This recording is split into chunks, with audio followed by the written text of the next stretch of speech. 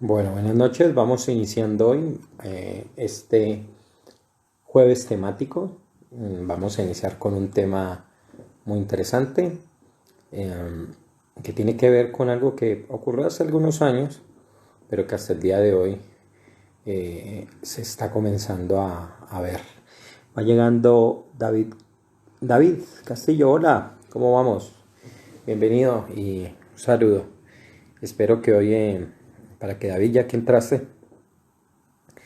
estén pendientes de estos en vivo porque va a haber hoy una oferta especial, una cosa bien llamativa que hacia el final del video les diré para que todos estén atentos a las publicaciones que hago de los jueves temáticos, que yo sé que les va a gustar. Es una promoción de un patrocinador que ya pues me pidieron el favor que les incluyera aquí en estos jueves temáticos y estén pendientes para que en las publicaciones que haga de aquí de los jueves temáticos pues puedan incluirse y poder ayudar a promocionar esto, que ya les contaré qué es. Bueno, hoy tenemos un tema muy interesante, al menos, pues por lo menos para mí lo es, y también sé que lo es para muchas personas que, ya sea que estén a favor o en contra, encuentran en él un tema que es llamativo, ya sea por la particularidad, por lo excéntrico, o tal vez porque para algunos es una forma de explicar realmente cómo es el mundo, cómo pensamos el mundo y especialmente nuestro planeta. Hola, Caro, bienvenida, qué bueno verte por aquí, Caro, qué chévere que estés siempre y que estés muy atenta. Te he visto mucho en los juegos temáticos, voy a tener que darte un premio especial, Caro. Vamos a ver qué hacemos. Uy, me está fallando un poco la luz acá. Bueno, y no estoy desde el apartamento, estoy desde la casa de una gran amiga mía eh, que, eh, que me invitó. Y bueno, a veces hago aquí los jueves temáticos, en otra ocasión lo hice. Y es una oportunidad grande para mí cada vez hacer esto, porque me gusta no solo que estas ideas sean compartidas, que lleguen a muchas otras personas, sino que también sean conocidas para que ampliemos un poco más algún tipo de conocimiento que podamos aquí compartir. Eh, Les venía diciendo que el tema que voy a tratar hoy es muy interesante porque involucra cosas que, si bien aparentemente son superadas dentro del contexto del conocimiento, de la filosofía, de la ciencia, en realidad resurgen o reaparecen gracias a muchísimas cosas que nosotros podemos comenzar a desarrollar y a entender por qué se desarrolla más bien. ¿Y de cuál es el tema? Si ustedes vieron si ustedes vieron el,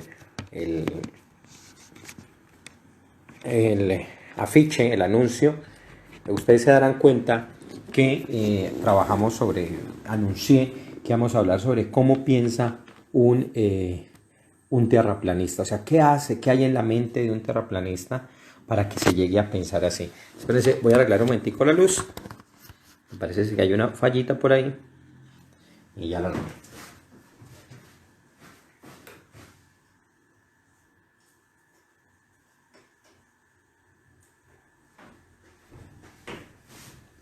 Bueno, no sé qué será que está fallando allí, pero bueno, vamos a continuar. El caso es que hoy este tema es bien llamativo por un hecho bien simpático, bien interesante, y es que hice la pregunta un tanto retórica para anunciar este tema, y es el de qué piensa un terraplanista. Sobre todo para alertar a muchas personas porque creen que un terraplanista, por el hecho de aceptar ese tipo de afirmaciones, no piensa o piensa mal o tiene un pensamiento errado. Y atención, porque no es que esté validando con esta afirmación ese modelo, por supuesto, no tiene nada que ver no solo con la realidad, sino cómo nosotros comprendemos esa realidad, sino por el hecho de que hay mucho de contenido y digamos que una forma de resolver fácilmente esa pregunta es que un terraplanista piensa en exceso. ¿Y por qué piensa en exceso? Porque tiene un contenido exagerado de información que no logra conectar de una manera coherente, ya veremos de qué se trata, y hace que efectivamente su pensamiento no solo sea confuso, no solo sea un poco eh, errático, sino que además se pretende a partir de eso como fundar una verdad o al menos una aparente verdad. Hola, Paulita, entraste 26, un gran saludo. ¿No te había visto por aquí o sí? Creo que sí, creo que otras veces hemos visto. Entonces, bienvenida, qué bueno que estés por acá si no te había visto y si este es el primer saludo, qué bueno que sea el primero y que no sea el último y que vengas muchas veces más a estos jueves temáticos. Entonces, lo que les venía diciendo es que en realidad hay un cóctel mental en el terraplanista que hace que se confundan muchas nociones, pero lo interesante y lo que vengo a mostrarles hacia el final es que en realidad eso nos dice mucho de nuestro mundo, nos dice mucho de nuestra educación, nos dice mucho de la necesidad de aprender a informar sobre la ciencia, de invitar a la gente a hacerlo de la manera adecuada, de ayudar a los científicos a que comuniquen la información que conocen de una manera en que no hagan sentir mal a las personas, que entiendan que muchas veces las personas quieren aprender del mundo, quieren saber la verdad, pero no tienen las formas de hacerlo, ya no tienen la posibilidad de conocerlo de la misma manera, no tienen la oportunidad de llegar a una universidad y tratar ese tipo de temas de una manera académica. Pero eso, por supuesto, no hace que estas personas sean menos inteligentes o que no tengan el propósito de aprender. Y en ese sentido, de paso, es una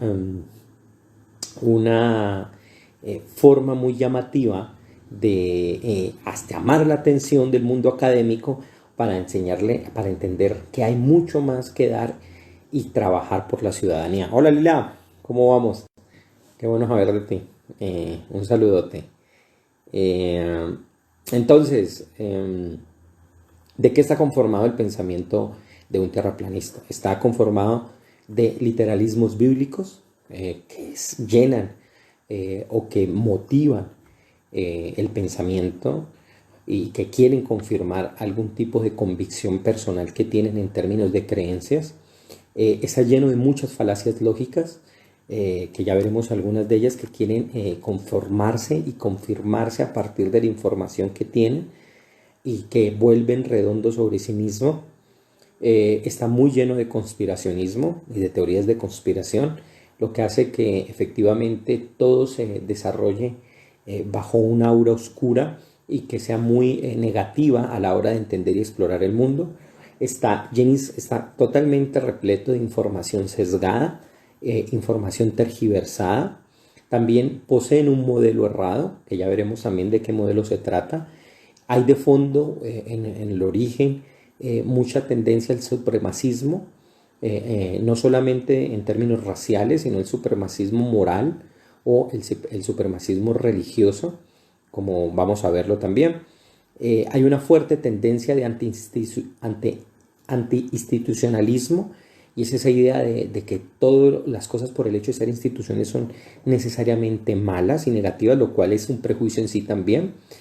Hay de fondo una epistemología tremendamente defectuosa, que es el cetetismo. Ya veremos de qué se trata. Hay, por supuesto, intentos o ganas de confirmar el creacionismo bíblico, que lo diferencio del literalismo porque, por supuesto, no todos los creacionistas son literalistas en muchos casos. Hay una cosa y es el escepticismo también agresivo y destructivo que tienen, lo cual el escepticismo sano es necesario, pero cuando se vuelve destructivo no lleva a nada y veremos por qué. Hay un exceso de hipercriticismo, es decir, una tendencia a criticar todo sin evaluar realmente la información o hacerlo con medidas falsas y con fórmulas engañosas y tendenciosas. Hay también una fuerte actitud ambigua ante la ciencia, porque por un lado se niega los trabajos de la ciencia, pero a la vez también se exige de la ciencia que nos dé la verdad y que no se mienta, pero se desconfía de su propio método. Hay un gran movimiento de antiintelectual internamente. También hay un exceso de sentido común exacerbado, y esto implica un miedo terrible a la teoría y un miedo terrible a, sobre todo, una acusación que se da a las personas que se consideran intelectuales, para condenarlas y hacerlas pensar que hacen parte de un engaño o que ayudan a estar dentro de un engaño con su intelectualidad. Hola Majo, ¿cómo estás? Un saludote. Qué bueno que estés por acá. También está llena de una cosmología totalmente desactualizada, y un miedo a la cosmología actual. y tiene unos principios que vamos a ver por qué se dan en ellos. Y está lleno repleto de axiomas falsos, también de una concepción antropocéntrica del universo radicalmente destructiva. Y también hay una suerte de ambigüedad y una relación entre complejo de inferioridad y superioridad que podemos ver allí. O sea, ya nada más ahí enuncié cerca de 19 motivos por los cuales el pensamiento del terraplanista está motivado y movido para pensar y hacer así, de esa manera. Lo cual son muchos pensamientos, de hecho, que cuando se descoordinan, como lo suelen hacer cuando están así en esa actitud descoordinada, caótica, anárquica, a pesar del modelo que tienen, en últimas no resulta, por supuesto, algo creíble, sino que todo se monta a partir de una idea que está muy dominada por el caso de la conspiración, por el motor de la conspiración.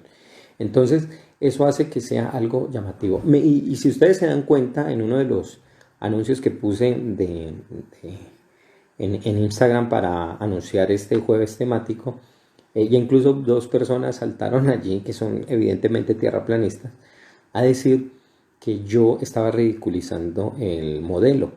Mi respuesta ante eso es que yo qué podía hacer si ya el modelo en sí mismo es ridículo. Y con eso no quiero, digamos, hablar mal de ellos como personas, no los conozco, por supuesto, y no estoy diciendo que sean personas que no tengan una comprensión defectuosa, sino que todo tiene que ver con la capacidad, con la información que tienen y con la capacidad de cambiar de información si es necesaria cuando este tipo de cosas no se ajustan no solo con la verdad, que es a lo que hay que llegar, sino con la evidencia, que es por donde se debe comenzar para poder dar una formulación de orden científico. Entonces, eso es lo que vamos a ver. Mire, ya les nombré al menos 19 cosas que son el contenido mental que está operando dentro del el terraplanista. Entonces, eso es un panorama bastante amplio. Espero por lo menos de algún modo abarcarlo. Pero para poder llegar a comprenderlo así como tal, tenemos que pasar por lo menos, al menos, por 4 momentos. Un quinto que sería el último, que explicaría algo de esos 19 momentos que les comenté, pero 5 momentos, 4 momentos en el que tengo que hablar el modelo en sí, de qué es la Tierra plana y por qué se piensa en la Tierra plana, en que 2, hay un mito fuerte sobre la Tierra plana que los mismos terraplanistas se han creído y que de hecho ahí se fundaron, es decir, ellos mismos comienzan a utilizar un mito y quieren verlo como una realidad. 3, hay que hablar de un punto importante que es el cetetismo y es la epistemología desde la cual ellos parten. Y ojo aquí porque en todos los campos de conocimiento, en todos los campos científicos, uno debe partir de epistemologías que le ayuden a comprender el mundo, es decir, de filosofías que sirvan de sustrato para la investigación.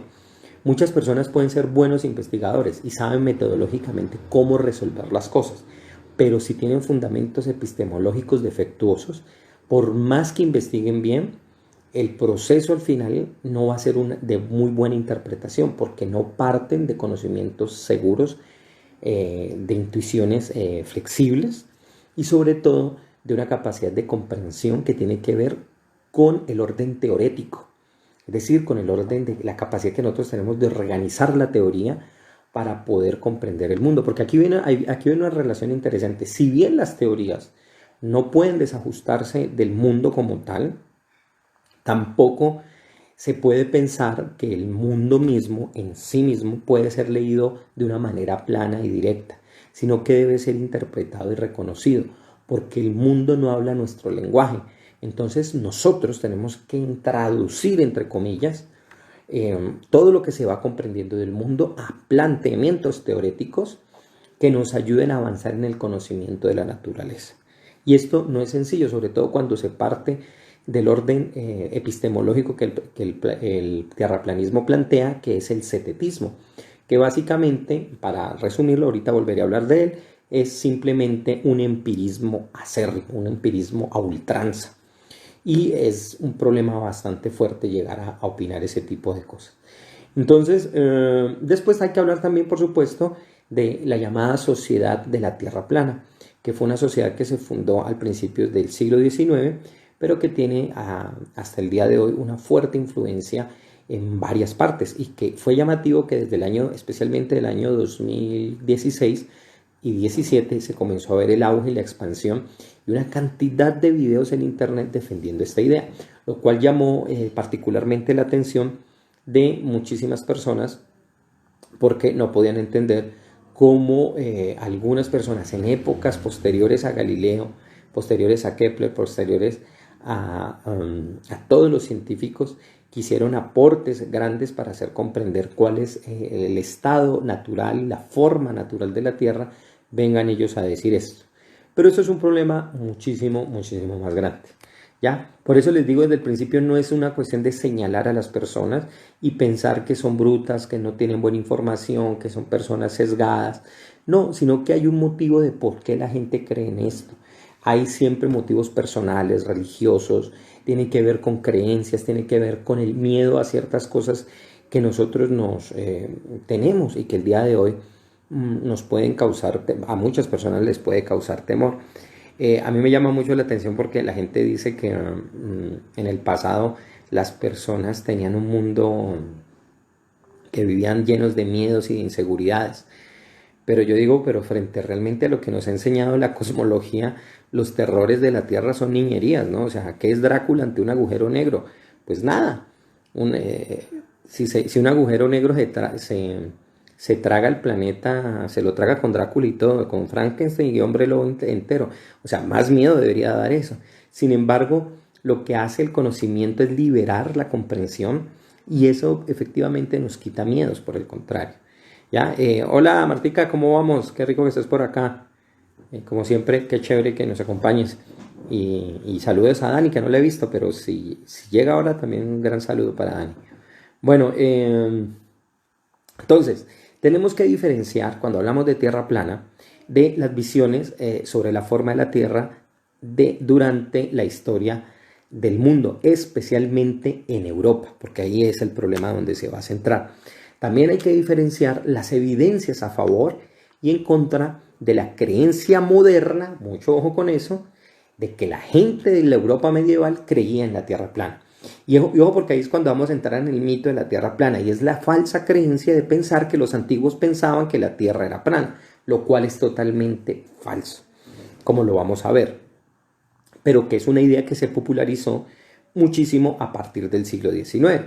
También hay que diferenciar, y aquí es donde nos vamos tal vez a centrar, y es los creyentes o el grupo de creyentes modernos en una Tierra plana, que son los que aparecen a partir del siglo XIX, a finales del siglo XIX, y que en el siglo XXI, con toda esta onda del Internet, pues se va a volver. Y por último, y es un tema que no vamos a tratar, es el uso de la idea de una Tierra plana, pero que aparece en la literatura y en la cultura popular. También en el cine, que eso es un tema muy recurrente que se utiliza ya sea para reírse, ya sea para hablarlo desde una ficción que la valida, pero por supuesto no lo trataré aquí, si bien es parte de nuestra cultura popular. Bueno, lo primero que hay que decir para ir desmintiendo un punto importante es que realmente los antiguos no creían mucho en la Tierra plana. Tal vez los únicos pueblos que llegaron alguna vez a pensarlo y aún así no hay una seguridad unánime de estos fueron los pueblos que se ubicaron en Mesopotamia, especialmente sumerios, babilonios y acadios. Y ellos tenían modelos de la Tierra, pero aún así no podríamos hablar que se tratara de tierras planas, sino que más bien eran planisferios sobre los que se dibujaban los territorios que ellos conocían. Y ojo porque esto tiene que ver mucho con los viajes y las exploraciones, es decir, en la medida en que se viajaba y se profundizaba a ciertos territorios, pues los cartógrafos y los geógrafos de su momento iban trazando las trayectorias, los viajes, e iban dibujando, pero eso no quiere decir que ellos, eso era lo que conocían de los territorios, pero no hay una afirmación tajante y total para decir cuál era la forma de la Tierra. Entonces uno puede ver en la antigüedad clásica que hubo muchísimos autores que llegaron a creer y a pensar que la Tierra ya era esférica. Otros, por supuesto, también pensaban que la Tierra era plana. Incluso algunos llegaban a hablar de que la Tierra era cilíndrica. Por ejemplo, Tales de Mileto pensaba que la Tierra era plana. Pero por ejemplo, Anaximandro pensaba que la Tierra era un cilindro. Ya es después cuando aparece, ya en el tiempo de Pitágoras, en el siglo VI antes de nuestra era, cuando aparece la idea de una Tierra esférica. Y eso se supone, Pitágoras lo afirmaba, si bien algunos presocráticos pitagóricos llegaron a considerar que era plana. Entonces, en cuanto a la escuela pitagórica, no hay consenso de decir cuál era la forma que efectivamente creían, pero originalmente se sabe que el mismo Pitágoras afirmaba que en efecto era redonda o esférica.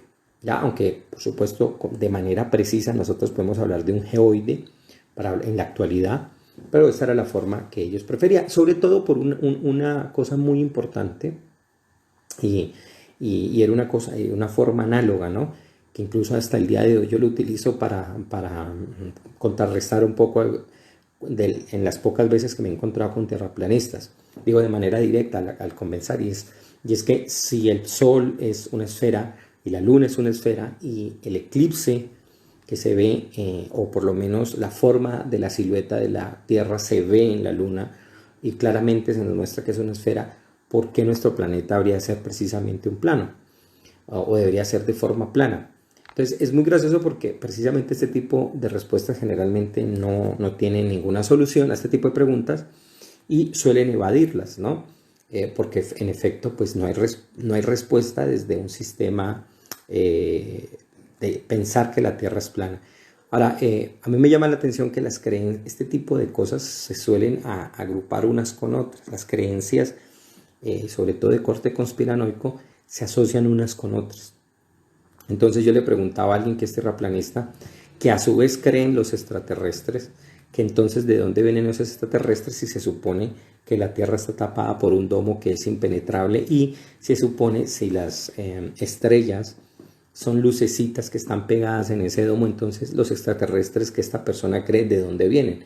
De esas lucecitas pegadas. Entonces, muchas veces cuando uno le hace esas preguntas a las personas que son capciosas, entran en lo que los psicólogos llaman una disonancia cognitiva. Es decir, dos creencias que se contradicen comienzan a chocar entre sí, y la persona pues tiende a buscar una suerte de respuestas ante eso para poder salir de ese atolladero conceptual en el que se metió.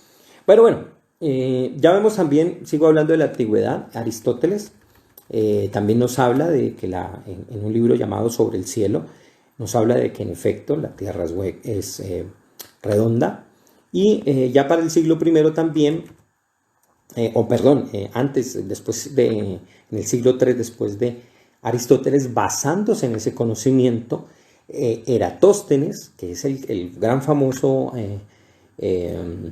geógrafo antiguo del mundo griego, es el que va a hacer una medida de la Tierra, pero no porque él no creyera que la Tierra era redonda. Él no iba a probar la esfericidad de la Tierra, lo que quería saber era cuánto medía la Tierra, y él lo va a hacer a partir de hacer una serie de medidas entre ciudades equidistantes, y las cuales va a medir por la posición del Sol, la sombra del Sol en ciertos momentos del día, para poder ver la inclinación. Y él va a lograrlo con una cercanía increíble, y resolviendo esto de una manera matemática y geométrica que hasta el día de hoy pues nos aterra, porque Eratóstenes con los instrumentos básicos prácticamente la confusión es básicamente de kilómetros, pero da una medida tremendamente exacta. Ya en el siglo I, Plinio el Viejo, que fue un gran historiador, habla y reconoce que para ese entonces, estoy hablando del siglo I después de la era, o después de Cristo, se aceptaba por completo que la Tierra era esférica. De hecho, Claudio Ptolomeo, que fue el gran geógrafo de la antigüedad, derivó todos los mapas de un globo cerrado y curvado. ¿ya? Y desarrolla todos los sistemas de latitud, longitud y climas basado precisamente en el hecho de la esfericidad de la Tierra. Y esos escritos de él van a ser la base de toda la astronomía europea durante la Edad Media. También en el siglo I, aunque antes de Cristo también, el que llegó a cuestionar esta idea fue Lucrecio, que cuestionaba que la Tierra en efecto fuera esférica, pero sobre todo por un punto que fue de discusión menor, pero que se discutió entre los geógrafos, y era la creencia en aquello que se conoce como las antípodas, es decir, los lugares extremos de la Tierra, y pensar si sobre en esos lugares podrían existir o haber habitantes. ¿Ya? Sin embargo, ya en el siglo I después de Cristo, Plinio el Viejo asegura y sabe que el mundo estaba totalmente ya de acuerdo con la idea de la esfericidad de la Tierra. Y eso nos lo deja muy claro en el libro Naturalis Historia, la historia natural. Pero también se discute en ese momento el conocimiento de las antípodas. Ese era el punto de discusión. En sí, para diferenciar si en efecto la Tierra era esférica o no, o si todavía se podía hablar en términos de un planisferio. Ahora bien, ¿dónde comienza, digamos, el debate? El debate fuerte y grande se da en ciertas, ojo, no en todos, sino en ciertos padres de la iglesia cristiana primitiva que, valiéndose de algunos pasajes de la Biblia, tomándolos de una manera muy literal y no desde su efecto poético, quisieron mantener la idea de que la Tierra era plana, cuando hay otros pasajes, por el contrario, que afirman lo contrario.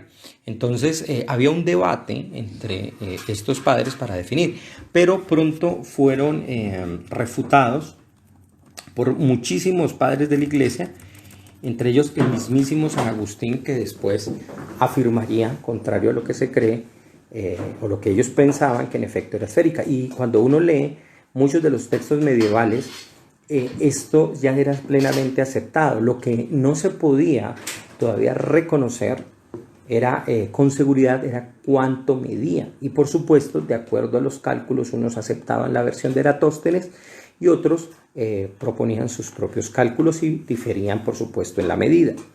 Ahora bien, hay un punto interesante antes de continuar aquí, y tiene que ver con el hecho de la psicología cognitiva. Y de acuerdo a la psicología del desarrollo y la psicología cognitiva como tal, es interesante ver que los modelos llamados de tierra plana suelen ser los modelos mentales originales que los niños utilizan durante los primeros procesos de los años de vida, porque todavía, basados precisamente en su perspectiva, en la perspectiva elemental que ellos tienen, pues piensan en efecto que la Tierra es plana. Y básicamente lo que se ha recogido en estas investigaciones psicológicas es que los niños piensan que la Tierra es como un rectángulo.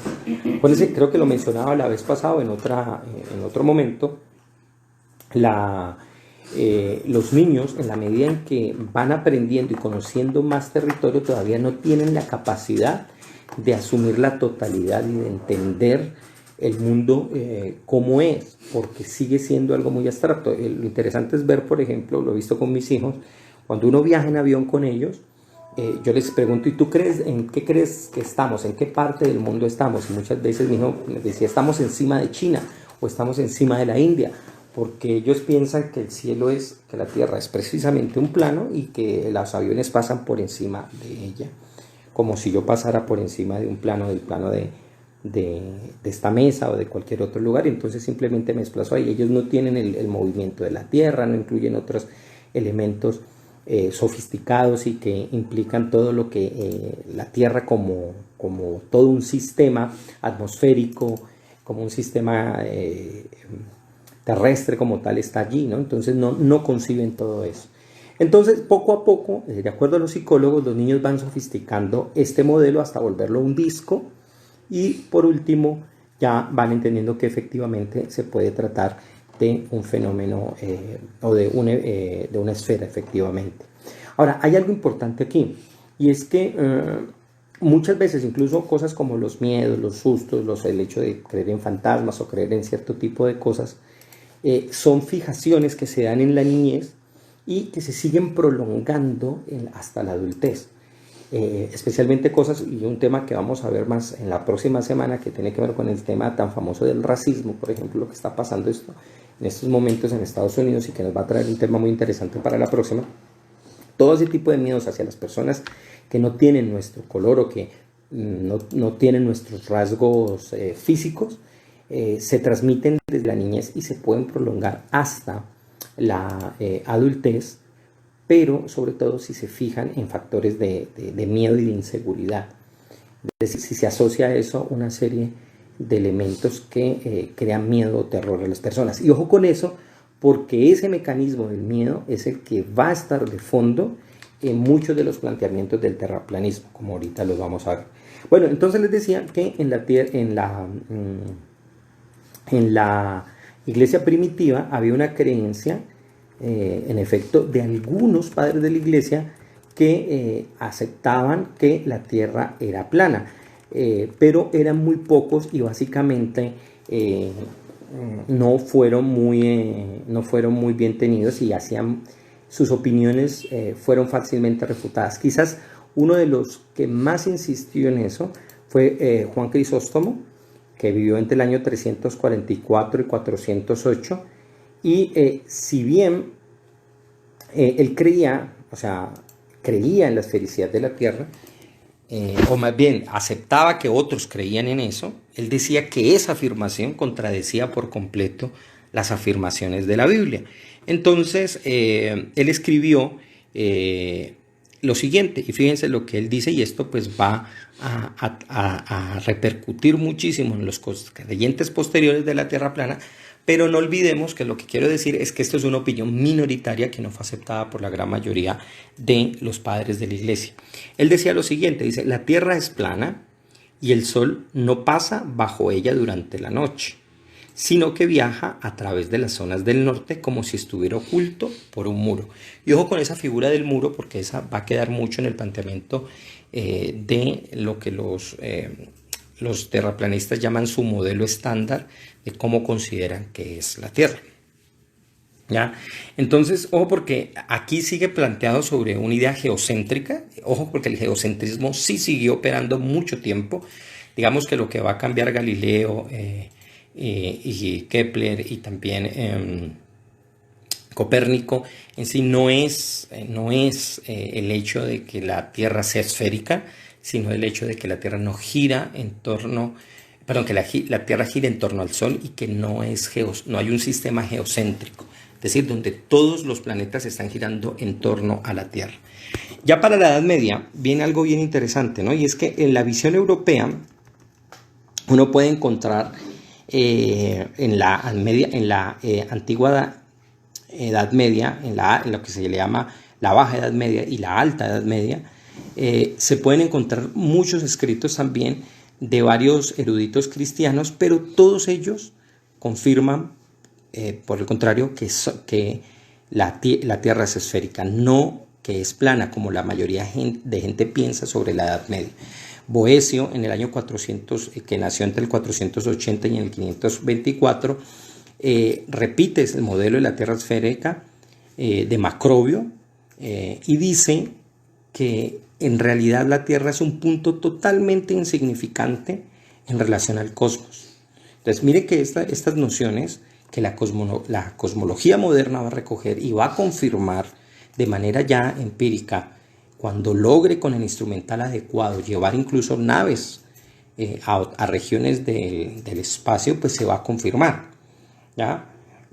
Y ojo, porque este elemento de sentir que la Tierra es un elemento muy pequeño dentro del universo, el orden del cosmos, es una cosa que causa pánico en el pensamiento del terraplanista acérrimo, de aquel que está fundamentado no sobre sus presuntos hechos científicos, sino por el carácter teológico, que, como vamos a ver, está enraizado en un miedo radical al infinito, un miedo radical a pensar que el universo es más grande de lo que nos dicen nuestras propias fantasías. Isidoro de Sevilla también enseñó ampliamente en su enciclopedia que la Tierra era redonda. Él vive en el 560, entre el 560 y el 636, y él lo deja en un libro llamado Las Etimologías, es que por escrito. El monje Beda el Venerable, el famosísimo Beda el Venerable, uno de los grandes místicos del mundo cristiano, que nació entre el 672 y el 735, también habla en su tratado El Computus, diciendo que en efecto la Tierra es esférica. Es decir, cuando uno ve, ya sea todos los momentos de la Edad Media, uno se da cuenta que muchos aceptaban eso. También en la Alta Edad Media, Hermann von Reichen, Tomás de Aquino, aceptaron esto y lo enseñaron no solo en sus universidades, en sus academias, y también lo estuvieron explicando. Incluso daban detalles sobre las condiciones climáticas de las otras partes del mundo, que eran lo contrario, que eran las antípodas, por supuesto, al mundo donde ellos estaban, y daban explicaciones. ¿Esto por qué? Porque lo adivinaban, porque simplemente les parecía así, no, porque siempre han existido viajeros en el mundo humano, en las tradiciones, y ellos traían relatos y traían y podían marcar esto. Hay una cosa bien interesante que nosotros tenemos que entender, y es algo que se nos olvida muchas veces, sobre todo cuando hablamos de la antigüedad, y es pensar que los antiguos eran brutos y que no tenían capacidad de conocer ciertas cosas y que eran ignorantes por el hecho de que no eran sofisticados en términos tecnológicos. Y eso no es así. Los antiguos tal vez no tuvieran el mismo instrumental, pero tenían básicamente el mismo cerebro y tenían la capacidad de comprender y de abstraer de una manera muy precisa fenómenos abstractos, fenómenos extraños o fenómenos que eran contraintuitivos y que no podían ser entendidos simplemente por mera empiria, sino que había que usar un proceso de racionalización para poder definirlos de una manera adecuada y para poder tratar un sistema. Ahora, si alguien dice, no, pero es que el modelo geocéntrico, por supuesto, era falso, es cierto, era falso, pero durante muchos siglos el geocentrismo funcionó. De hecho, en términos prácticos, los navegantes en el día de hoy, cuando no tienen ninguna forma de utilizar sistemas de radar o de posicionamiento, como un GPS, simplemente apelan al modelo geocéntrico porque les sirve para ubicar las estrellas, y ellos hacen de cuenta o se sirven de ese sistema para poder trazar los viajes. Eso fue efectivo. Por eso una de las cosas importantes que hay que entender en la ciencia es que la ciencia no funciona por su utilidad. La ciencia funciona porque es abstracta.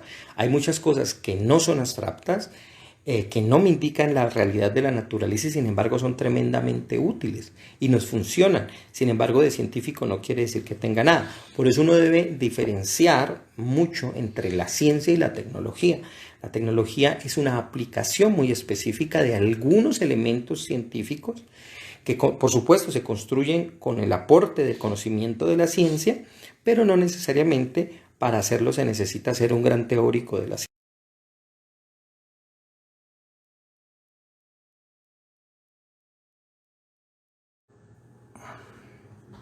Hola Marta, un desajuste acá, pero bueno, ya volvemos y continúo con la exposición.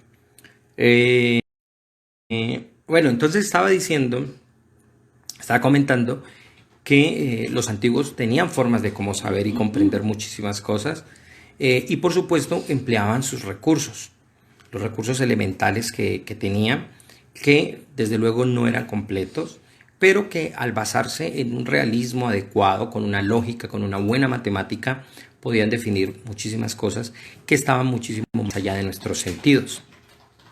Hola Isaac, ¿cómo vamos? No te había visto. ¿Cómo van las cosas? Un saludote. Hola, mi Martis, de nuevo. Bueno, entonces les decía que esa idea de que los antiguos estaban pensando que la Tierra era plana es falsa, y vamos a ver por qué. Y les comentaba que hay muchísimos textos donde se informa que, en efecto, textos de la Edad Media donde se afirma que la Tierra es redonda. El noruego, por ejemplo, Magnus Strungar, hacia 1250, ya les había mencionado uno, ahorita les voy a mencionar otros, dice que la Tierra es redonda y afirmaba tranquilamente para ese momento, y nadie lo quemó en una hoguera y nadie lo satanizó por eso, que cuando en un lado de la Tierra era de día, pues en el otro necesariamente era de noche. La misma Divina Comedia, la gran obra de Dante Alighieri, siendo que aún es literatura, recoge la imagen de una tierra esférica porque eso era el común denominador de lo que en la Edad Media se creía, ¿ya? Y también, por ejemplo, ya en el año 1120, Elucidarium, que fue un astrónomo, él dejó escrito un libro llamado Honorius Augustus Donensis, del año 1120, que deja un manual, ese es un manual completo, que era, ojo, atención, era un manual de instrucción para clérigos menores, y ese manual se utilizó y se tradujo rápidamente al inglés, al francés, al alemán, al ruso, al holandés, al noruego, al islandés, incluso al español, y ya allí se dejaba patente que la Tierra era esférica. No solo hay muestras en la literatura, incluso también en las esculturas se dejaba constancia de esto. Cuando se hace el atlas, los atlas antiguos, que eran parte, pues ustedes saben, la figura de este hombre que es castigado por los dioses y carga el planeta. Atlas nunca carga un disco plano, sino que carga una esfera, ¿ya? Y esto es por la misma razón que yo les digo, los pitagóricos y los griegos quedaron con la idea de que los planetas necesariamente eran redondos, esféricos, por la idea de que ellos asumían que la esfera es la forma perfecta que debería contener las cosas. Puede ser que esta fuera una forma, un método tal vez no seguro para llegar a una verdad, pero en últimas les hizo llegar a esa verdad. Ahora bien, y hago aquí un paréntesis porque hay gente que sale con este tipo de argumentos, ¿no? Y es que si el planeta es redondo, ¿por qué se llaman planetas? Que viene de plano, ¿no? Y cuando salen con ese tipo de argumentos es francamente de reírse. Entonces ellos esperan que el planeta se llame redondeta o circunfereta para poder que sea circular. Y de eso, por supuesto, no se trata, ¿no? El planeta es porque viene del griego que significa errante, ¿ya? Que significa errante. Y eso también se puede traducir como astro. El astro es el que va volando y no tiene dirección alguna, que va errando.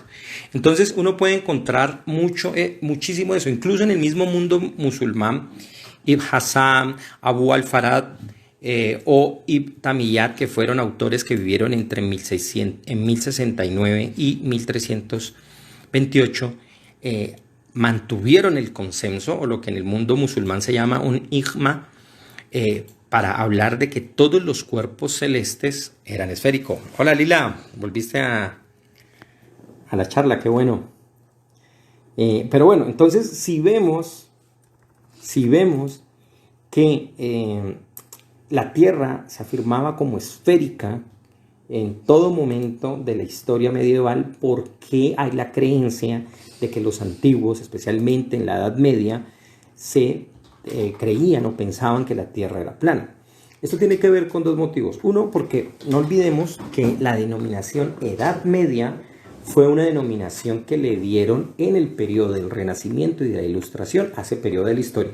Es decir, la gente de la Edad Media no decía, yo estoy en la Edad Media y yo hago parte de la Edad Media, ¿no? O sea, no llegaba el caballero a la corte y decía, señor de la Edad Media. No, eso no era la forma de ellos presentarse, ni de conocerse. Ellos simplemente hacían parte de reinos y hacían parte de la edad cristiana y no se veían como de nada.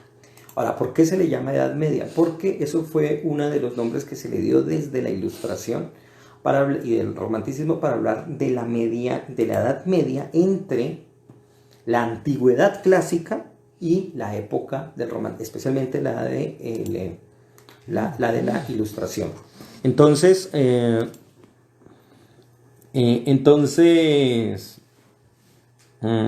¿qué pasa?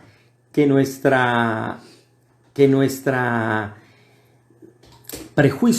serie de prejuicios tienden a asumir que el antiguo era totalmente ignorante, cuando en realidad ya conocían este tipo de cosas. ¿Y por qué esa versión se nos desconoce? O sea, ¿por qué se nos desconocía esa versión? ¿Por qué se nos ocultó eso? Eso tiene que ver por lo que les estaba afirmando, pero también por un hecho, y es que fue en el siglo XIX donde ciertos historiadores de la ciencia dieron a entender que en la Edad Media se creía eso, cuando en realidad no era así.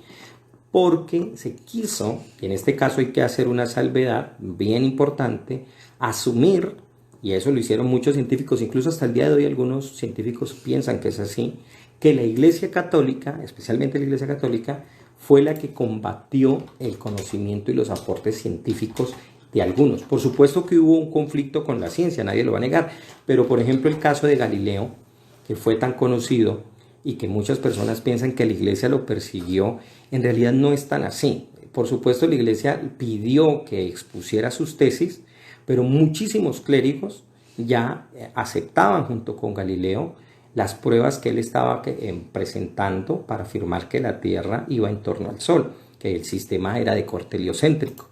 ¿De dónde nace entonces esta idea de que los antiguos pensaban así? Uno viene de un libro que se llama La vida y los viajes de Cristóbal Colón, de Washington Irving. Es un libro que se publicó en 1828 y desde allí se comenzó a decir que antes de Colón los antiguos pensaban que la Tierra era plana, cuando en realidad esto es una afirmación de Irving y no tiene ningún asidero histórico, es decir, no hay ninguna fuente documental que diga que en efecto se piensa eso.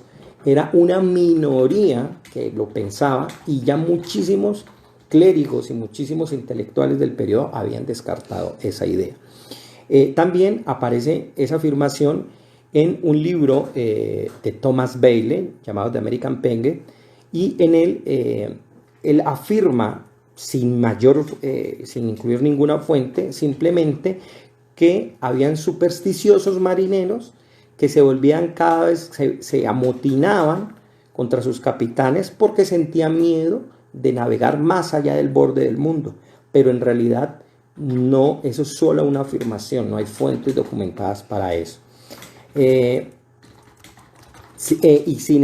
Digamos los que más ayudaron a que esta idea se afianzara en la historia de la ciencia y que muchos científicos llegaran a pensar que era así, fueron tres autores. Uno, John William Draper, Andrew Dickinson White y Washington Irving, que ya lo mencioné.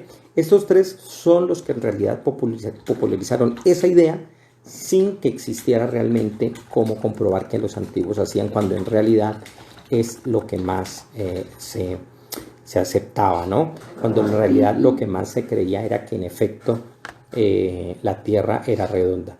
Hay un libro muy interesante de Jeffrey Russell llamado Inventando la Tierra Plana, Colón y los historiadores modernos, y él dice algo en la que cita a James Hanman, y él dice lo siguiente, ¿no?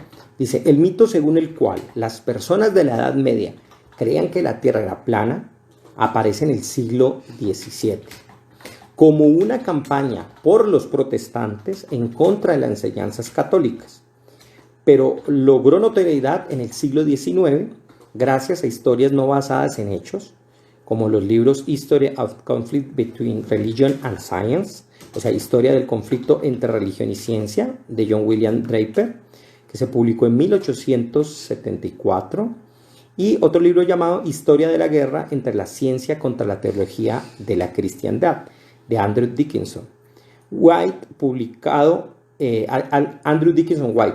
1896.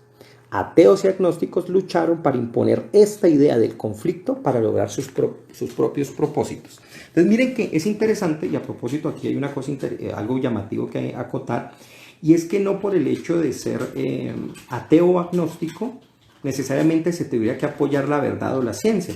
De hecho, si nos vamos a esto, uno de los grandes opositores que la historia de la ciencia a veces se olvida mencionar fue un amigo de Galileo, un gran amigo, que era un ateo. Y él no quería aceptar las afirmaciones de Galileo porque simplemente se apegaba al modelo aristotélico. y él nunca fue de los que más empecinamiento tuvo, incluso clérigos lo hicieron, de observar a través del telescopio y ver digamos, ver las manchas solares y ver los cráteres de la luna, porque él argumentaba que ya Aristóteles había definido que la luna era perfecta y que por lo tanto no había necesidad de revisarla a través de un aparato que seguramente estuviera falseando la información. Ojo, porque esta afirmación es interesante, que en este caso se basa en el recurso de autoridad, es decir, Aristóteles lo dijo, igual que un cristiano cuando dice la Biblia lo dice y ya. Eso es un recurso de autoridad que para la ciencia, por supuesto, no sirve, pero en este caso va a apelar a un modelo o a un sistema. En el caso, atención, del terraplanismo, se va a hacer énfasis en otro elemento que es de corte empírico, y es lo que vamos a ver como el cetetismo, ¿no? Que ahorita lo vamos a mencionar. Ahora bien, es precisamente en este punto donde tenemos que llegar y dice, bueno, en el siglo XIX se dijo esto, se asumió que la Tierra era plana por parte de los antiguos, siendo esto una mentira. Y es allí precisamente en este siglo que muchos llegan a tomar esta idea como una verdad y que dicen, pero ¿cómo así que los antiguos pensaban que la Tierra era plana? Entonces tal vez estén en lo cierto, vamos a examinar. Y aquel que hizo quiso examinar las cosas así fue un autor inglés llamado Samuel Bartlett Rowtham, que nació entre 1816 y 1884. Y él sostenía que la Tierra, imagínense lo que él ya comenzó a escribir, era un disco plano centrado en el polo norte y cerrado en el límite sur por un muro de hielo con el Sol, la Luna, los planetas y las estrellas a tan solo centenares de millas, o sea, poquitos kilómetros hacia arriba, sobre la superficie pues de ese plano. Él entonces en ese periodo publica, y ojo porque ese va a ser el modelo central que el terraplanismo estandarizado o el clásico o el canónico, por llamarlo de algún modo, va a establecer. Hay otros modelos minoritarios que tienen otras formas del planeta. Uno de los chicos que impugnaba que yo pusiera la imagen que puse en el anuncio que para los jueves temáticos, me dijo que me estaba burlando del sistema de esa imagen por haber puesto eso, porque eso no era el terraplanismo. Entonces yo le dije que el modelo ya era ridículo y que por lo tanto yo no lo podía ridiculizar más. Entonces por lo tanto pues solo estaba mostrando una imagen que yo tomé libremente de internet. Entonces, ¿qué hace Rowbotham para explicar estas cosas, no?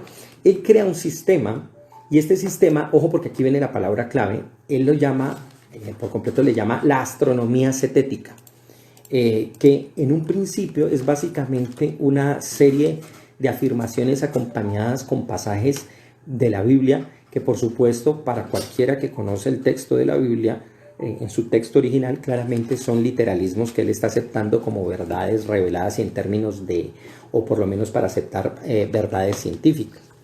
Entonces, ¿qué hace Rowbotham y qué hace él? Él comienza a hablar de esto, consigue una serie de seguidores, apela a la importancia que la Biblia tenía para muchas personas, tanto en Inglaterra como en Estados Unidos, y comienza él a hacerse bastante notable por hacer una serie de debates públicos. Él incluso llegó a debatir con Alfred Russel Wallace, el coautor de la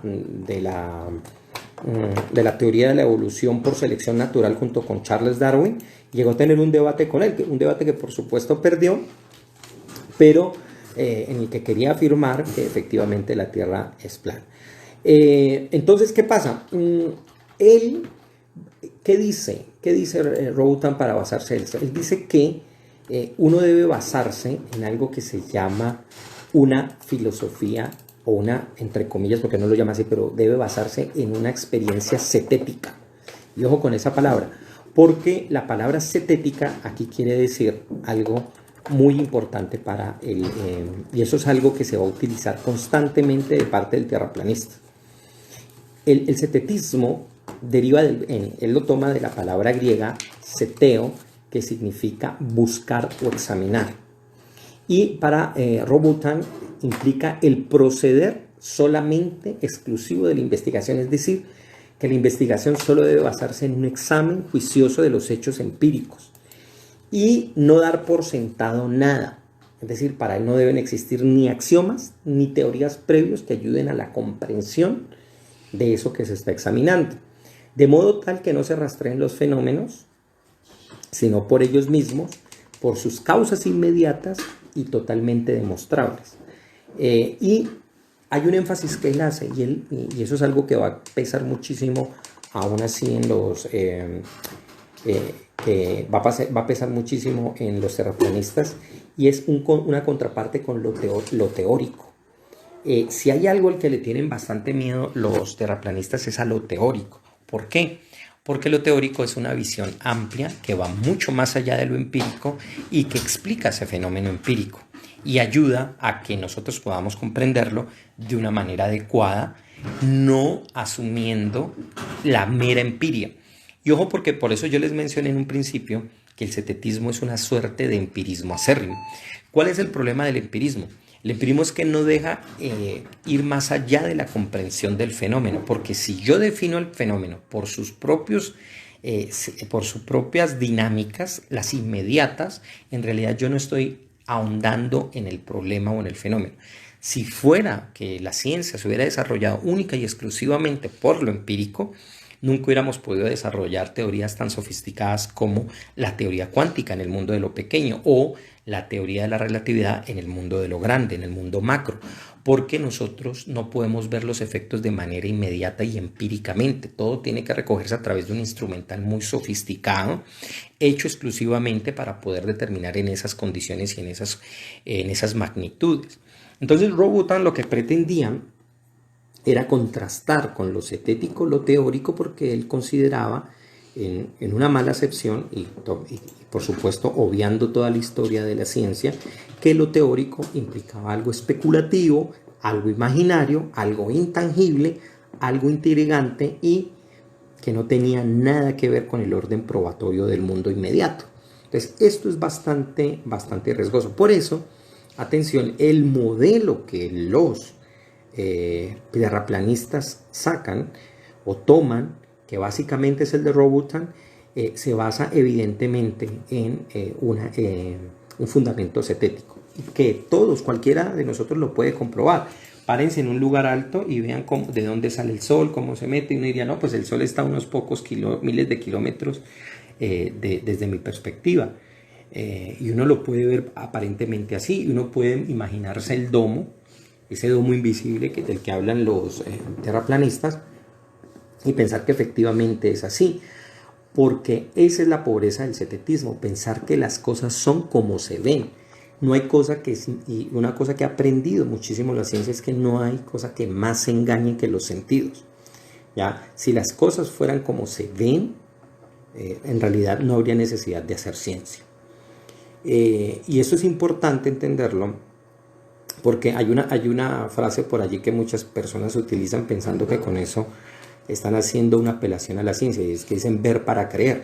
No es ver para creer, en la ciencia no se utiliza eso, hay que comprender, hay que experimentar, hay que teorizar, se debe también, por supuesto, tener una instrumental adecuado y sobre todo un orden matemático que implica lo calculatorio, implica el orden del cálculo, pero también el orden de comprender el sistema integralmente. Entonces, no es solamente ver para creer, hay que incluir muchísimas cosas para poder entender muchísimo más allá. Entonces, ¿qué es lo que pasa? Que Robutham muere y él va a dejar fundado algo que se va a llamar la sociedad cetética, ¿ya? Pero posteriormente esto va a ser tomado a manos de alguien llamado Samuel Shenton, que revive esa sociedad porque va a desaparecer luego de la muerte de Robutham, y él va a fundar la International Flat Earth Society, la Sociedad Internacional de la Tierra Plana.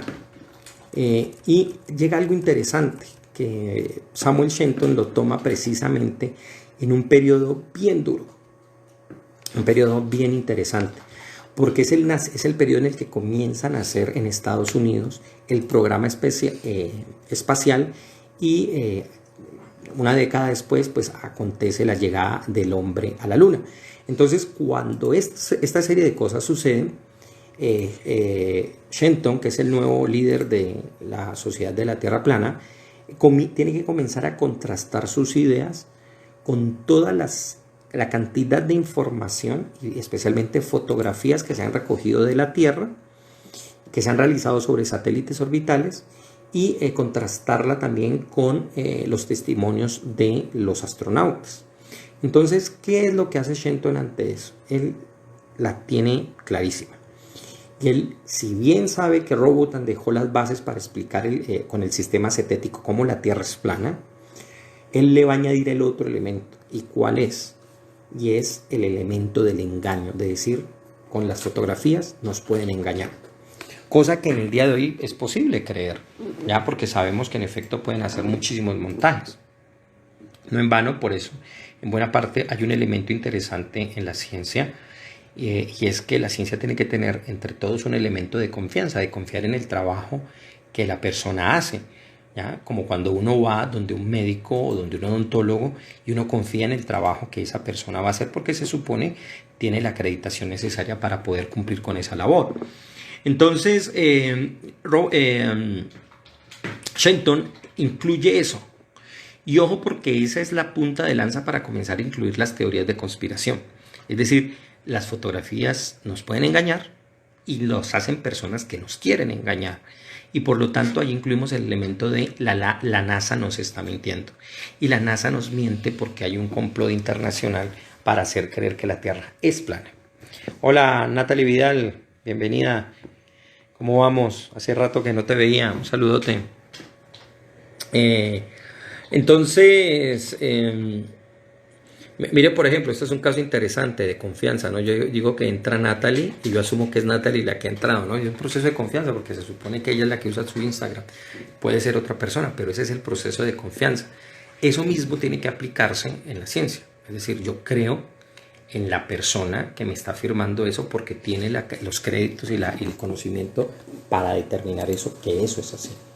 Bueno, ahora bien, entonces acuérdense que este es un periodo en el que el cine está en auge y es el periodo en el que también nace la teoría de conspiración de que de que Estados Unidos no llega a la luna, sino que todo fue fraguado con Kubrick para poder, que había hecho la 2001 Odisea en el espacio, una gran película, y que se fragó la llegada a la luna, y que por lo tanto eso es un elemento pues mentira. Entonces por lo tanto la teoría de la Tierra plana va a ir a la par de otra serie de teorías de conspiración, incluso las va a anexar. Va a necesitar de ellas para poder ayudarse a explicar el modelo. Claro, cuando usted le demuestra en términos científicos que eso no es así, inmediatamente, al no tener más elementos ni experimentales ni probatorios, entonces tienen que saltar al orden de la conspiración, donde básicamente todo cabe.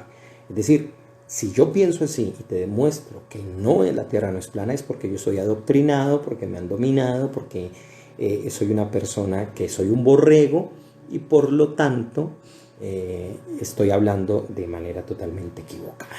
Y eso llega incluso, a mí me llama la atención porque muchas personas que creen firmemente en ese tipo de cosas le alegan a astrónomos, le alegan a personas que tienen el conocimiento y la preparación para eso y le alegan sin el conocimiento, por supuesto.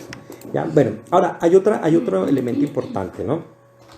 El tercer líder de la Sociedad de la Tierra Plana es un tal Daniel Shenton, que, hola Aleja Popayán, qué bueno, un saludote que te uniste. Y él va a ser otro, ese Shenton no tiene nada que ver con el Shenton anterior, es simplemente homónimo en su apellido, pero él es el que va a hacer renacer en el 2004 la opinión de un modelo plano de la Tierra a través de foros de internet. Este es el tercer gran momento del terraplanismo. Comienza en Estados Unidos a darse pequeños foros, que para los que usamos la tecnología del internet en los años 2004 nos acordaremos cómo era eso, donde se tratan estos temas y va creciendo la bola, ¿no? Entonces podríamos hablar de Robotham en el siglo XIX, de Samuel Shenton en el siglo XX, que le da la inclusión de la teoría de conspiración, y Daniel Shenton, que hace el salto a Internet. Y es interesante que ya para el 2009 estos foros comienzan a crecer de una manera muy grande, al punto tal de que ya se comienzan a hacer incluso congresos de tierraplanistas en Estados Unidos. Y esto, por supuesto, le va a dar la visibilidad a nivel mundial, especialmente cuando desarrollan su propio sitio web y una wiki abierta donde comparten sus opiniones y recogen toda la información al respecto del terraplanismo, ¿no? Entonces, lo interesante es que en estas páginas lo que ellos van a hacer es, recogen el modelo de la Tierra plana, incluyen una serie de argumentos para defender cómo es, y que básicamente son falacias lógicas que están operando allí, que ignoran por completo los argumentos científicos que son de orden teórico, matemático, lógico y por supuesto también empírico.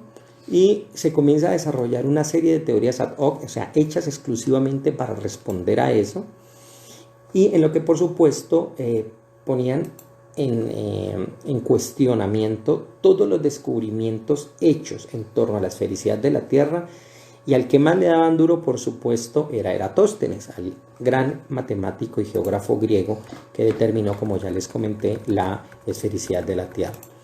Entonces, esto también es interesante porque comienzan a traer muchos actores, cantantes, modelos estadounidenses, y comienzan a estas personas a afirmar todo lo que ellos pueden decir en la medida de su conocimiento sobre la Tierra plana, y esto va a ser llamativo. A mí pues para muchas personas, ¿no? Porque hay personas que suelen creer lo que la persona famosa cree. A mí me llamaba muchísimo la atención que utilizaban como argumento, cuando al principio que yo vi hace unos años este fenómeno, que Tila Tequila hablaba de que la Tierra era plana y por lo tanto era un aporte que esta mujer daba a eso, y no tiene nada de malo que ella lo diga, pero el problema es que es falso, ¿ya? O sea, es totalmente falso. Lo interesante es que en la actualidad los modernos tierraplanistas, después de toda esta serie de vueltas y esta serie de agregados, de capas que se le van poniendo a ese error, y ojo con eso, o sea, son errores que nacen pero se le van poniendo capas, y en la medida en que más capas de error le pongamos, más difícil es llegar a su núcleo y sacarlo de allí. Llegan incluso investigadores de ciertas áreas de la ciencia a aceptar esto, y hay investigadores tipo Eric Dubay, que tienen cierta formación. No recuerdo el que es, pero él llega incluso a tener algunos argumentos, entre comillas, muy sofisticados. Ojo, sofisticado no implica verdadero, sino que son muy elaborados. Pero siempre incluyen el elemento conspirativo allí, porque siempre quieren verse como víctimas de un engaño, ¿ya?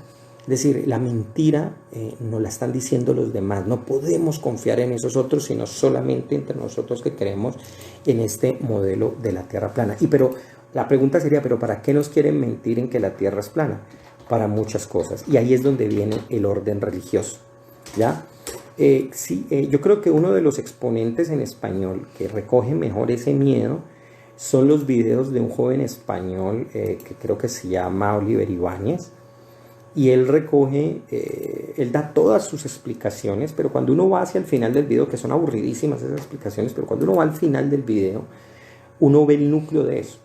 Y él dice que la intención de entidades como la NASA y otras instituciones que se confabulan para creer que la Tierra es esférica, radica en el hecho de que al mostrarnos que el universo es infinito, entonces Dios nos ha desprotegido, que no existe un ser amoroso detrás de Él cuidándonos, sino que hay muchísimos planetas, muchísimas posibilidades de formas de vida, y que por lo tanto se ha perdido ese sentimiento de especialidad del ser humano. En cambio, que cuando se entiende la Tierra plana y entiende que esa Tierra plana está, sobre ella hay un domo, y que detrás de ese domo no hay nada más sino la amorosa mano de Dios, entonces sentimos la cercanía de lo divino y tenemos un límite fijo y creíble al cual nosotros podemos acercarnos, orar y bendecir. Y eso no deja sino expresar el miedo profundo que la gente le tiene al conocimiento de lo infinito, el conocimiento del espacio, el conocimiento del universo, a la amplitud de miras. ¿Ya? O sea, es el llamado del terror a recogerse sobre sí mismo y a ignorar por completo todo lo que está en el entorno. No en vano, por eso le inicié diciendo que si hay algo inseguro, es el planteamiento del universo tal como lo plantea la ciencia moderna, y que en términos de los terrores antiguos, los que nos presenta la astronomía son supremamente más terribles. Un pulsar es una cosa que nos podría destruir el sistema solar con una ráfaga nada más, y sin embargo están a millones de kilómetros de nosotros, y son entidades, son pues objetos del espacio que son muy llamativos de estudiar. Para ellos nada de eso existe, sino que son inventos y confabulaciones, y todos los viajes espaciales, todas las fotografías de la NASA, todo eso es un complot. Hay incluso, para que el que no crea esto, lo pueden buscar, incluso se lo presenté a un terraplanista y él mismo no lo conocía, hay incluso ramas del terraplanismo que dicen que Australia no existe. Y para sostener que Australia no existe, dicen que, uno, sus habitantes, atención, son hechos por computador. Que la gente que ha viajado a Australia son personas que son llevadas a otras partes de América que la misma NASA oculta, pero que es una isla cerca de América, pero que no tiene nada que ver con Australia. Y tres, que los animales que nos muestran son hechos en computador, son robots que hacen para hacernos pensar que son animales de la fauna australiana. O sea, a ese punto se llega, porque claro, una conspiración de estas, en la medida en que se encuentre que algo es falso, usted tiene que meter más mentiras para poder sostener eso. Entonces es increíble la manera en que las personas llegan a aceptar ese tipo de cosas y afirmarlo con total impunidad, asumiendo que eso es lo cierto, porque les da confianza. No sé en qué, pero me parece extraño, y aún así, eso es como una forma de sentirse como en la cuna, ¿no? Como que el niño que no quiere salir de la cuna, entonces quiere estar fijo en ella y le da miedo explorar mucho más allá. Pero eso lo pueden ver, busquen, y dice Natalie, uy, no, qué bárbaro, sí, búscalo y verá, no es cuento mío, búscale, ponle Australia es fake o Australia no existe, y vas a ver lo que encuentras allí, y no son páginas de terraplanistas.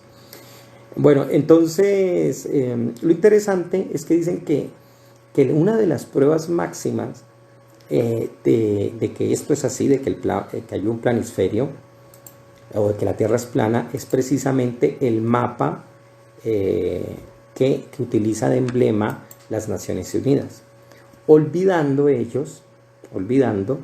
que eso es lo que en geografía se conoce como la proyección azimutal equidistante, que utiliza el polo norte como centro, pero que va desplazando en un planisferio a todo el orbe terrestre, y por supuesto lo va disipando en grados, en cosas, ¿no? Pero va perdiendo otra forma. Es simplemente un sistema de ordenar el mundo, porque mapas y sistemas han existido muchísimos, y el orden de esto es totalmente diferente de acuerdo digamos, al área que queremos nosotros señalar o tratar de manera específica.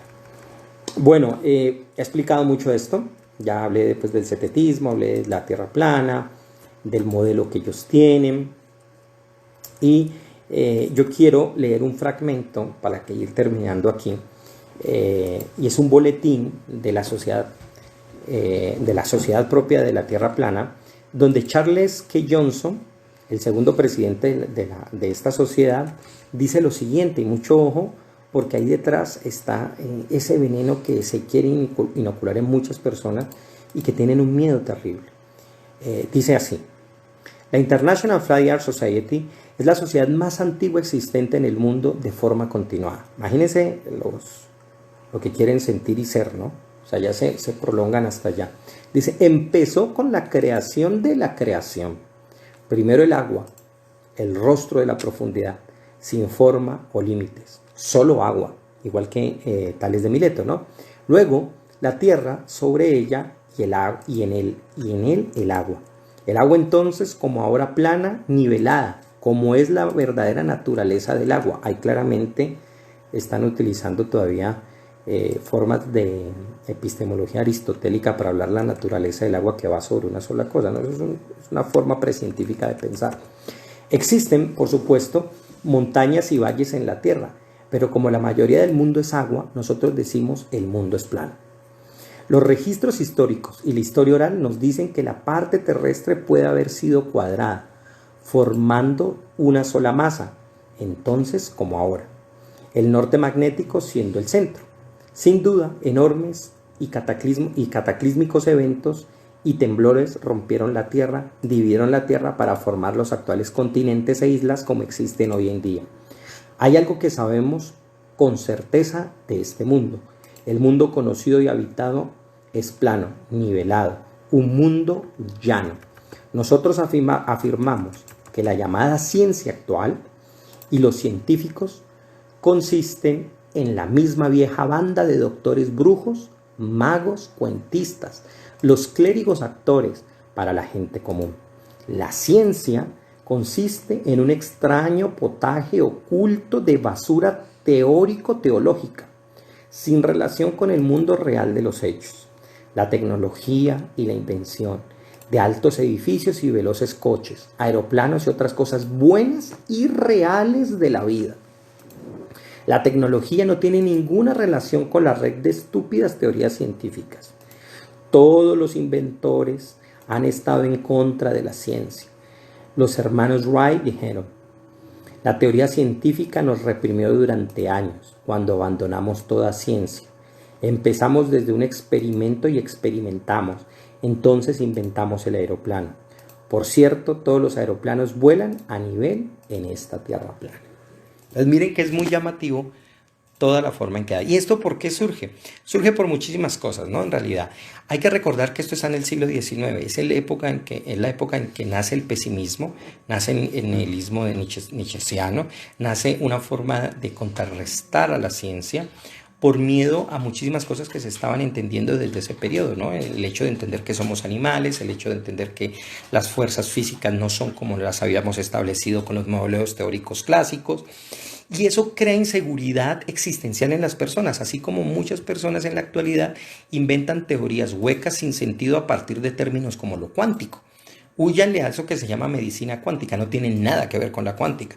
Húyanle a esa espiritualidad que se apellida cuántica, eso no tiene nada que ver ni con espiritualidad ni con cuántica, sino que son usos abusivos de palabras que por lo general las personas no entienden, pero les suena bonito porque engatusan, ayudan a las personas a tener cierta confianza y darle cierta sofisticación.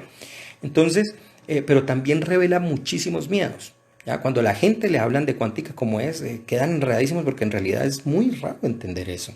Pero eso no quiere decir que no tengamos la capacidad o que seamos brutos o que solo ciertas personas inteligentísimas pueden hacerlo. No, eso implica que hay que desarrollar muchas cosas para poder comprenderlos. Tenemos que tener los conceptos adecuados y el estudio adecuado y la información adecuada.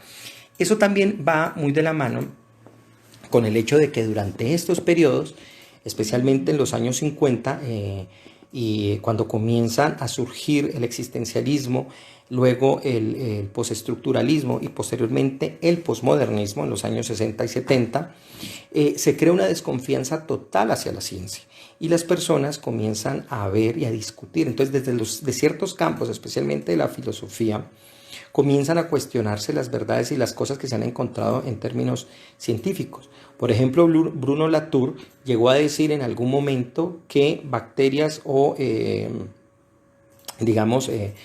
sistemas microbianos en realidad eran invenciones más que encuentros que hacían los científicos y que por lo tanto respondían a idealizaciones teóricas y no esas teorías tenían una correspondencia con algo empírico que estaba allí.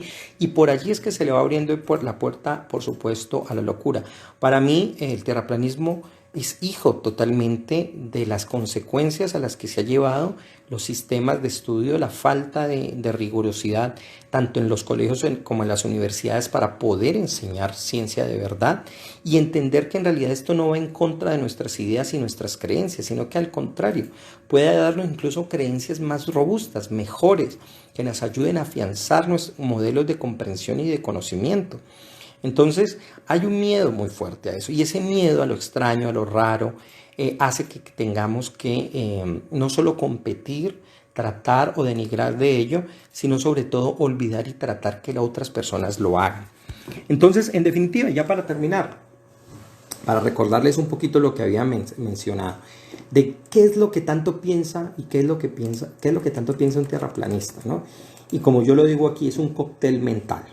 Un cóctel mental que está lleno de literalismos bíblicos, es decir, ni siquiera comprenden la Biblia en su forma literaria y quieren expresar con ellas verdades en términos empíricos y científicos, cuando ese nunca ha sido el objetivo del texto, porque nunca tiene ese propósito.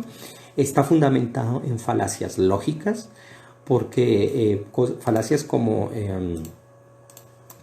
el sesgo de confirmación, que es continuo en estos tipos de creyentes, en este tipo de creencias, en las que yo solo leo la información que me conviene entender y leer porque es la que confirma mis creencias y no acepto la otra información que las contradice. Está lleno de conspiracionismo, y ese conspiracionismo viene de la desconfianza en el trabajo de los demás, y por lo tanto todo lo que hagan otros que estén opuestos a mis ideas necesariamente es negativo y se tiene que basar en un complot. Está hecho de información sesgada, porque la poca información que pueden obtener, que aparentemente es favorable, por supuesto está sesgada y está utilizada con motivos totalmente empleados única y exclusivamente a su favor. Se apoyan en un modelo errado que no solamente es fácil de ser falseado, sino que además no responde a muchos fenómenos atmosféricos, no responde al efecto Coriolis, no responde a los eclipses, no responde ni explica cómo funcionan las mareas, sino que lo único que puede explicar ese modelo es la creencia que ellos tienen. Y eso es fácil, cualquier persona puede hacer un modelo de la Tierra a su imagen y inventándose todas las teorías que quiera, pero vaya y contraste eso con la realidad. Está fundado en un supremacismo, y es un supremacismo en términos de creencia. Es decir, yo tengo la verdad y esto que yo sé está por encima de lo que tú crees. Y tú, que aceptas el mundo esférico, eres un borrego adoctrinado, ya sea por la NASA o por la iglesia, que quiere seguir sosteniendo esa mentira para ocultarnos la gran verdad. ¿Cuál es la gran verdad? Pues la que ellos tienen, ¿no? Está hecho de antiinstitucionalismo, y es desconfiar por completo de las organizaciones humanas, cosa que en verdad puede llegar a funcionar y puede ser práctico en ciertos momentos, pero que en todos los casos no es así. Yo creo que a más de uno, yo soy el ejemplo de eso, por más que desconfíe de ciertas instituciones, a la hora de tener que resolver casos propios y rápidos, tengo que asumir y confiar en ese tipo de procesos, si bien yo sea muy crítico de ellos, pero eso no hace ni me lleva a que eso lo pueda, digamos, trazar con todos y tratarlas de la misma manera. No es lo mismo una iglesia a un banco, no es lo mismo un banco a una cooperativa, no es lo mismo eso a la NASA, y no es lo mismo eso a un grupo de investigadores científicos, que pueden funcionar como una institución o como un grupo colectivo, pero que sus dinámicas son totalmente distintas, y por lo tanto mi trato hacia ellos y mi entendimiento hacia esa colectividad debe ser distinta. Tienen una epistemología defectuosa, porque básicamente buscan una experimentación sin abstracción teórica, lo cual es grave porque no nos lleva a desarrollar cosas más allá, sino que nos quedamos elementalmente en la demostración. Está basado en el creacionismo, que es esa idea de algunos religiosos que se aferran a la imagen de la creación tal como el Génesis de manera literal la presenta, pensando que la evolución es un ataque a la divinidad, cuando me parece a mí que lo que hace es extender los labores de la divinidad y darle más detalle. Y está hecho de escepticismo acérrimo, de no creer en lo que los demás nos dicen.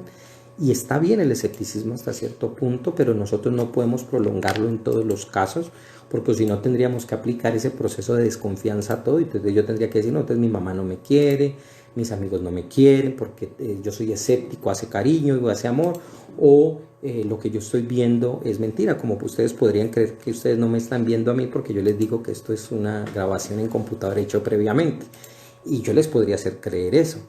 Y ustedes podrían entrar en duda, pero en este momento les puedo decir lo contrario para hacerles tener confianza en eso. Entonces, el escepticismo no es benéfico cuando se exagera. Está lleno de hipercriticismo, una necesidad de criticar todo lo que haga el oponente o aquellos que están contradiciendo. Es decir, si la iglesia o la NASA o cualquier entidad dice algo, necesariamente es malo porque viene de ellos. Está lleno de una actitud ambigua ante la ciencia. Le piden a la ciencia que haga y que compruebe y diga la verdad, pero cuando la ciencia dice la verdad, entonces como esa verdad no le gusta, entonces atacan. La ciencia es mala, es defectuosa, no está haciendo lo que debe hacer, se funda en teorías equívocas, y eso es muy complicado. Está llena de un antiintelectualismo. Los intelectuales son malos, no nos hacen ver la verdad y nos ocultan con pensamientos obtusos las verdades de la religión o de la espiritualidad que ellos tienen. Tienen un excesivo sentido común exacerbado, y eso es lo que yo les decía, un miedo a la teoría. No se olviden que el sentido común es el más común de los sentidos, como dicen por ahí. Es un sentido que, aunque la gente apela a él, en realidad no dice mucho. También tienen un miedo profundo al universo tal como es, con toda su inmensidad, con toda su grandiosidad, cuando eso en realidad a una persona le debe dar alegría, a ellos les da miedo, y eso tiene que ver mucho con profundas temores que los seres humanos tenemos, y en parte los entiendo, porque un mundo tan grande, yo siempre a veces me levanto pensando, digo, ¿y la Tierra en qué tal que lo traiga un agujero negro, o que el Sol de repente le dé por desaparecer o se explote? Y eso puede ocurrir, pero lo más seguro es que no ocurra, porque hay estudios que confirman o dan a entender que efectivamente eso no es muy probable. Pero la comprensión del universo nos ha llevado a dar más detalles y encontrar muchísimas cosas más que nos podrían llegar a aterrar. Se basa en axiomas falsos, o sea, los pensamientos de base que operan para formar todo su edificio ya son malos, son defectuosos, y por lo tanto dañan todo el sistema de comprensión. Tienen una concepción antropocéntrica del universo bastante dañada, es decir, el ser humano es el centro y es lo único y es lo mejor, y lo único que nos ha hecho demostrar la cosmología actual es que el planeta Tierra es uno de miles de millones seguramente de planetas que están en el universo, y con toda seguridad el ser humano no tiene una posición especial en él. Y por supuesto hay de fondo un complejo de inferioridad y superioridad que está interactuando constantemente. Somos superiores, pero a la vez nos tratan de inferiores, y no sabemos cómo estar, pero tenemos la verdad. Detrás de eso también hay una cosa que yo le he llamado aquí una enfermedad, y es lo que yo llamo la verdadcitis, ¿no? Y es pensar, no es el hecho de que yo tenga la verdad, sino el hecho de que mi verdad, yo estoy enfermo de la verdad, y que como yo busco la verdad, es verdad lo que yo digo. Y eso es un sesgo, no, que yo sepa, nadie lo ha prefigurado, yo me lo acabé de inventar, pero es un sesgo que encuentro que existe en mucha gente, en muchos grupos, que por el hecho de pensar que asumen o quieren o buscan la verdad, ya entonces eso los hace acreedores de la verdad. Entonces, mucho ojo. Detrás de esto, ¿qué hay? ¿Cuál es la enseñanza ya para finalizar? Que hay mucho por trabajar, que hay muchísimo que hacer, que se debe seguir ahondando en la ciencia. Pero atención, no se debe pensar que las personas que son terraplanistas lo hacen por brutos, por malos, por gente, porque son